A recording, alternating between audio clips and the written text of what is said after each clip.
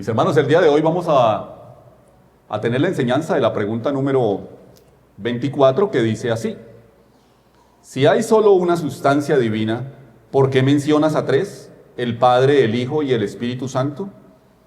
El Catecismo responde: porque así se ha revelado Dios en su palabra, de manera que estas tres personas distintas son ese único Dios verdadero y eterno. Hablar del Dios Trino es algo maravilloso. Comprender un poco más de esta doctrina debe llenarnos de gozo y de humildad. Todas las personas saben que Dios existe, que Él es todopoderoso y quien gobierna todas las cosas. Quizá por ese motivo puede llegar a ser tan fácil caer en el legalismo de querer agradar a este Dios omnipotente. Como creyentes que somos, es posible no, es una realidad que entendemos que Dios es nuestro Padre, que hemos sido adoptados en la familia de la fe. Pero, ¿qué tan a menudo piensas en Dios como tu Padre? ¿Qué tan seguido buscas acercarte a Dios teniendo en cuenta su lado paternal? La enseñanza del día de hoy está enfocada precisamente en esa forma de ver a Dios y de ver la Trinidad como Padre. No solamente porque por medio de la obra de Cristo ha sido hecho su Hijo, sino porque Él ha sido Padre desde siempre. Ese es mi deseo, mostrar la Trinidad de Dios partiendo desde la paternidad de Dios. Piense lo siguiente por un momento. Si quieres conocer a Dios y empiezas por su ley, en que Él es todopoderoso y aquel que gobierna todas las cosas, como dije hace un momento, es posible que tu deseo sea agradarlo siendo un fiel cumplidor de la ley, una persona muy obediente, y así, sin darse cuenta, puedes caer fácilmente en hacer las cosas para ser aceptado y no hacer las cosas por amor como debería ser. Nosotros sabemos que Dios es amor. En la eternidad, ese amor era evidente entre las personas de la Trinidad. Ahora, teniendo esto presente, podemos decir que Dios no creó todo lo que existe porque necesitara atención de esa creación, porque quisiera recibir algo de esa creación. La realidad es que sería una locura pensar que Dios no necesita. Dios es amor y no necesita crear para ser amado, sino que crea para manifestar lo que siempre ha sido a su creación. Dios nunca ha estado solo en esencia, sino que siempre ha amado al Hijo en el Espíritu. Así que amar lo que ha creado no es algo extraño o novedoso para Dios en lo absoluto, sino que es la raíz de lo que Él es. En otras palabras, nunca podré amar realmente un Dios que yo únicamente conozco como mi gobernante. Si viéramos a Dios únicamente de esa forma y le temiéramos, significa que nunca voy a poder cumplir el mismo mandamiento que Él me dio, el más grande de los mandamientos: amar al Señor nuestro Dios con toda nuestra mente, con todo nuestro corazón y con todas nuestras fuerzas. Antes de que Dios creara, antes de que gobernara el mundo, antes que nada, Dios era un Padre que amaba a su Hijo. Por lo tanto, nuestra definición de Dios debe ser construida sobre lo que el Hijo revela. Y cuando hacemos eso, comenzando con el Hijo, pues encontramos que lo primero que se dice de Dios, como dice un credo antiguo, es: creemos en un solo Dios, el Padre. Y si Dios es un Padre, entonces debe ser relacional y debe ser vivificante. Ese es el tipo de Dios que podríamos amar. Ya que Dios es, antes que nada, un Padre, y no principalmente un creador o un gobernante, todos sus caminos son hermosamente paternales. No es que Dios algunas veces sea Padre y otras Dios. No es que su paternidad sea algo así como un adorno que Él tiene. No, Él es Padre por completo. Así que todo lo que hace, lo hace como Padre, porque esto es lo que Él es. Él crea como un Padre, gobierna como un Padre. De hecho, la naturaleza trinitaria de Dios afecta todo lo que hacemos: la manera como escuchamos música, la manera como oramos, la manera como buscamos hacer todas las cosas. La realidad es que hace que los matrimonios sean más felices, que la vida de la iglesia sea mejor. Él da seguridad al cristiano, da forma a la santidad y transforma la manera en que nosotros vemos el mundo que nos rodea. Sin temor a equivocarme y sin llegar a exageraciones, podemos decir que solo el conocimiento del Dios Trino cambia vidas. Mucha gente insiste que la doctrina de la Trinidad es contradictoria e irracional y por lo tanto inaceptable.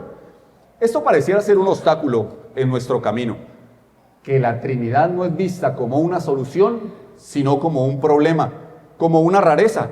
Y si la Trinidad es vista como algo fantasioso, pues entonces no es de extrañar que sea vista también como algo irrelevante y algo poco interesante.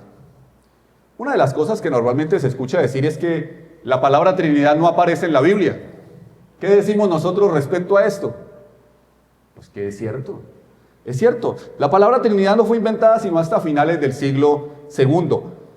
Pero todos los elementos de la fe trinitaria ya estaban vigentes en la doctrina de la iglesia.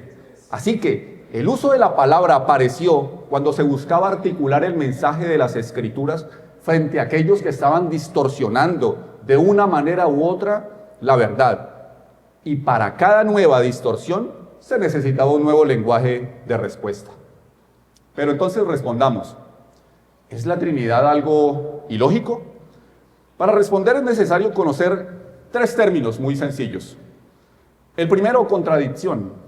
El segundo, antinomía, y el tercero, misterio. Una vez que hayamos entendido estos conceptos sencillos, veremos con más claridad lo que la Biblia dice sobre este tema. El primero de ellos es contradicción. ¿Qué es contradicción? Una contradicción es una idea o un concepto que carece de lógica, principalmente por romper el principio de la no contradicción, el cual dice que algo no puede ser lo que es y no ser lo que es al mismo tiempo y en el mismo sentido. Un ejemplo, no podemos decir que Pepito es un hombre y al mismo tiempo decir que Pepito no es un hombre, porque pues esta declaración sería algo rotundamente contradictoria. La Escritura afirma que Dios es uno en esencia y 3 en persona. Preguntémonos entonces, ¿viola la doctrina de la Trinidad la ley de la no contradicción? Si analizamos detenidamente la declaración que acabo de hacer, que Dios es uno en esencia y 3 en persona, nos podemos dar cuenta que esta definición bíblica de la Trinidad no infringe el principio de la no contradicción, porque nos muestra que Dios es simultáneamente ¿qué? 1 y 3, pero no lo es en el mismo sentido. O sea, Dios es 1 en cierto sentido y es 3 en otro sentido. Por lo tanto, la Trinidad es completamente válida y racional. Ahora, es posible que usted se haya perdido en este pedazo. Permítame, se lo explico usando, pero el lado opuesto, o el lado ilógico sobre la Trinidad. Si Dios es 1 en esencia y 3 en esencia, esto es algo ilógico. Lo mismo que si afirmo que Dios es 1 en persona y 3 en persona. Esto es algo ilógico. Lo correcto es afirmar lo que la Biblia afirma, que Dios es ¿qué? 1 en esencia y 3 en persona. El segundo punto es antinomía. Una antinomía es la combinación de 2 principios verdaderos. En este caso, Dios es 1 en esencia y 3 en persona. Pero para nosotros estos términos parecen incompatibles, aunque como vimos hace un momento, no lo son. En otras palabras, una antinomía es un conflicto aparentemente sin solución. El tercer punto es misterio. El misterio es similar al punto anterior, pero enfatiza la idea de que algo es verdadero, pero que no entendemos su totalidad. En este caso, la doctrina de la Trinidad es algo que la Biblia enseña claramente como una verdad, pero que nuestro intelecto no lo alcanza a comprender totalmente. Ahora bien, el creyente moderno ha tomado esta palabra misterio y la ha convertido en un tranquilizante que lo hace sentir que su absoluta falta de conocimiento sobre cómo Dios puede ser 1 y 3 se encuentra justificada. La Trinidad es un misterio, dice. y hasta lo susurran en un tono piadoso. Simplemente no estamos destinados a saber estas cosas. Y aunque dicha afirmación suene muy reverente, la verdad es que es una afirmación bastante imprecisa. Imprecisa porque un misterio es una verdad que no comprendemos plenamente debido a nuestra mente finita. Ahora, ¿cómo así finita? Ahí donde está, piense por un momento en la eternidad, por favor. Piense un momento en la eternidad. ¿Lo logró? Imposible. Es imposible. Ahora, prueba entonces pensando cómo sería vivir una vida sin pecado. ¿Le fue mejor con ese pensamiento? Para nada. Es imposible. Es imposible. Hay cosas que se salen de nuestra mente. Hay cosas que están mucho más allá de nuestro conocimiento y de nuestro intelecto, pero no por esto significa que no sean una realidad. Dios es un misterio en el sentido de que quién es y cómo es son secretos, cosas que nosotros nunca habríamos resuelto por nosotros mismos. Decir que simplemente no estamos destinados para saber estas cosas es algo impreciso porque este Dios trino se ha revelado. Así la doctrina de la Trinidad no es una pieza inexplicable como hablar de un círculo cuadrado. Más bien, porque el Dios trino se ha revelado, podemos entender la doctrina de la Trinidad. Ahora, no estoy diciendo que podamos agotar nuestro conocimiento de Dios sobre la doctrina de la Trinidad. O sea, la doctrina de la Trinidad nos muestra que Dios es un Dios eterno y personal, de infinita belleza, interés y fascinación.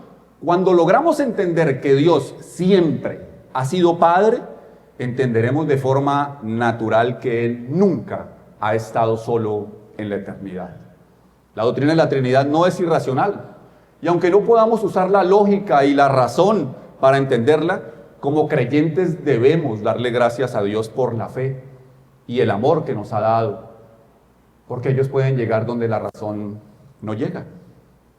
¿Quién compone entonces la Trinidad? Dios el Padre, Dios el Hijo y Dios el Espíritu Santo. Dijimos que Dios es uno en esencia. Acompáñenme, por favor, a la Escritura para que veamos esto. Isaías 45, versículo 5 y 6. Mientras usted llega al texto, los textos que voy a utilizar no son los únicos textos que podemos encontrar en la Escritura, pero por motivos de tiempo son los que me veo obligado a usar. ¿Estamos ahí, mis hermanos? Isaías 45, versículos 5 y 6, dice la palabra de Dios: yo soy el Señor y no hay otro. Fuera de mí no hay Dios. Aunque tú no me conoces, te fortaleceré para que sepan de oriente a occidente que no hay ningún otro fuera de mí. Yo soy el Señor y no hay ningún otro. Pero también dijimos que Dios es tres en persona. La revelación bíblica nos muestra también que esta única esencia divina siempre ha existido en tres personas, que aunque diferentes en personalidad y relación, son cada una plenamente Dios. De manera que podemos decir que el Padre no es el Hijo, ni el Espíritu Santo, pero sí es consustancial en divinidad con el Hijo y con el Espíritu.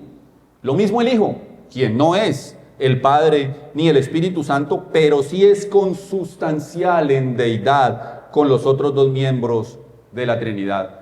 Y así también con el Espíritu Santo, quien no es el Padre ni el Hijo, pero sí es de la misma sustancia o esencia divina que el Padre y el Hijo. Y aquí es donde sucede lo que estábamos hablando hace un momento. Este es el misterio de la Trinidad. Saber que Dios es uno en sustancia o en esencia, pero tres en persona. Veamos lo que la Biblia dice de la divinidad de cada persona de la Trinidad, y como lo dije hace un momento, lo quiero reiterar: en la Escritura encontramos muchísima evidencia que sustenta la divinidad de las personas de la Trinidad, pero por motivos de tiempo solo vamos a dar algunos. Isaías 44, versículo 6. Lo que la Escritura nos dice acerca de la divinidad del Padre. Isaías 44, versículo 6, Dice, así dice Jehová, Rey de Israel, y su Redentor Jehová de los ejércitos. Yo soy el primero y yo soy el postrero, y fuera de mí no hay Dios. Lo que la Escritura nos dice de la deidad del Hijo, un poco más atrás, Isaías 9. Isaías 9, versículo 6. Porque un niño nos es nacido, hijo nos es dado, y el principado sobre su hombro, y se llamará su nombre admirable, consejero, Dios fuerte, Padre eterno, príncipe de paz. Permítame, le leo otras citas. Juan 1:1. En el principio era el verbo, y el verbo era con Dios, y el verbo era Dios. Y Juan 20:28. Entonces Tomás respondió y le dijo al Señor Jesucristo, Señor mío y Dios mío. Ahora, lo que la Escritura nos dice de la deidad del Espíritu Santo, Salmo 139, por favor. Vamos al texto, Salmo 139, versículo 7 y versículo 8. 139, versículo 7 y versículo 8. ¿Estamos ahí? Bendito Dios. Dice la Escritura, ¿a dónde me iré de tu espíritu? ¿Y a dónde huiré de tu presencia? Si subiere a los cielos, allí estás tú. Y si en el Seol hiciera mi estrado, he aquí, allí tú estás. Hechos 5, versículos 3 y 4, permítame, se lo leo. El contexto de esto es lo que ocurrió con Ananías y Zafira. Versículo 3 dice, y dijo Pedro, Ananías, ¿por qué llenó Satanás tu corazón para que mintieses al Espíritu Santo y sustrajeses del precio de la heredad? Reteniéndola, ¿no se te quedaba a ti? Y vendida, ¿no estaba en tu poder? ¿Por qué pusiste esto en tu corazón? No has mentido a los hombres, sino a Dios. Y 1 Corintios 2, versículos 10 y 11. Pero Dios, hablando del apóstol Pablo, pero Dios nos la reveló a nosotros por el Espíritu, porque el Espíritu todo lo escudriña, aún lo profundo de Dios, porque ¿quién de los hombres sabe las cosas del hombre sino el Espíritu del hombre que está en él? Así tampoco nadie conoció las cosas de Dios sino el Espíritu de Dios. Para ir finalizando, la Trinidad no puede quedarse en nuestro intelecto como un misterio, sino que es un misterio con implicaciones que sí podemos entender y practicar. Si bien es verdad que nos es imposible entender exhaustivamente la Trinidad, la enseñanza de la Biblia nos impulsa a reconocer la verdad de que nuestro Dios es un Dios trino y que por lo tanto existe una perfecta comunidad de tres personas de la misma sustancia, poder y gloria, quienes desde la eternidad y hasta la eternidad se relacionan en perfecto amor, porque Dios es amor. El teólogo Weidengruden expresó, este amor eterno del Padre por el Hijo, del Hijo por el Padre y de ambos por el Espíritu Santo, hace del cielo un mundo de amor y gozo mejor, porque cada persona de la Trinidad procura dar gozo y felicidad a las otras dos. Fin de la cita. Esto es cierto, pero también es ciertísimo que el Dios Trino no solo se relaciona con los miembros de la Trinidad, la Biblia y nuestra propia experiencia nos muestran que también se relaciona con su creación. ¿Cómo lo hace? Lo hace en justicia, en santidad, en gracia. De esta manera, por medio de las relaciones intertrinitarias y extratrinitarias, Él nos enseña que es un ser relacional, que fuimos creados a su imagen y a su semejanza. Por lo tanto, y debido a que somos imágenes de Él, nos es imperativo reflejar esa característica que Él tiene de un ser relacional. Primero, para con Él, a relacionarnos en sumisión, obediencia, amor y prioridad. Y segundo, para con el prójimo, con quien hemos de relacionarnos en amor, servicio, justicia y misericordia. Quise enfocar esta enseñanza, como lo dije al comienzo, queriendo mostrar que si bien Dios es un gobernante y todopoderoso, también es Padre, de tal forma que en su Hijo, la segunda persona de la Trinidad, quien siendo la fiel imagen de lo que Él es, al encarnarse en su misión redentora, siendo ahora Dios y hombre, se somete, obedece, ama y prioriza su relación con el Padre, pero al mismo tiempo también ama, sirve y trata de manera justa y misericordiosa a los demás. Y es por su Espíritu Santo que nosotros podemos hacer lo mismo.